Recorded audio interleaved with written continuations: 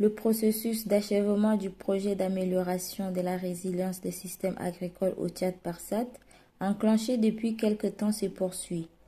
Après la visite des réalisations du projet et les entretiens avec les bénéficiaires, un atelier réunissant les parties prenantes du PARSAT pour faire sa revue d'achèvement et partager ses effets et impacts a été organisé le 25 juin 2022 à Mongo dans la province du Guéra. Les participants étaient constitués des autorités administratives, les chefs des différents services déconcentrés de l'État, les responsables des ONG, projets et programmes, ainsi que les bénéficiaires du projet. L'atelier a été officié par le secrétaire général de la province, représentant le gouverneur, aux côtés du coordonnateur du PARSAT et de la représentante du chargé de programme du Fonds international de développement agricole FIDA. Dans son propos, le coordonnateur du projet, Abdoulaye Mahmoud Labid, a signifié que l'atelier permet non seulement de partager et d'informer les acteurs sur la performance d'exécution globale du projet et les résultats atteints, mais également de parfaire l'évaluation et la documentation de la pertinence, de l'efficacité et de la durabilité des interventions du projet. La représentante du chargé de programme du FIDA a quant à elle relevé qu'après 7 ans de mise en œuvre, le PARSAT affiche une bonne performance en matière de décaissement avec un taux de 99%. Le projet a enregistré à son actif un certain nombre de réalisations bien appréciées par les bénéficiaires, notamment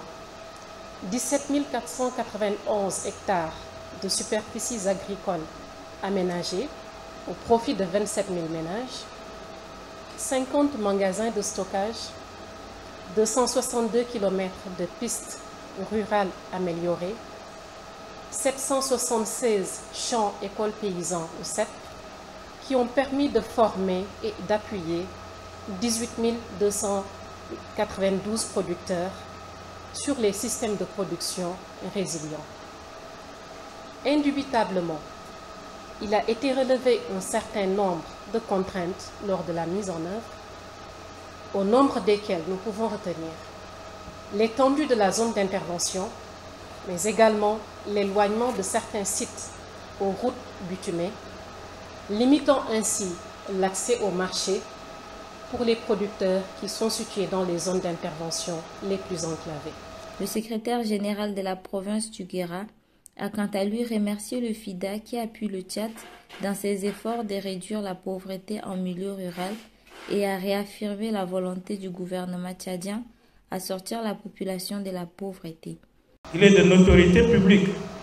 que son Excellence, le général d'armée Mamad Idriss Déby Itno, président du Conseil militaire de transition, président de la République, chef de l'État,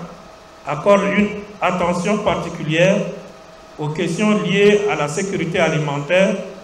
au changement climatique et au développement durable de manière générale.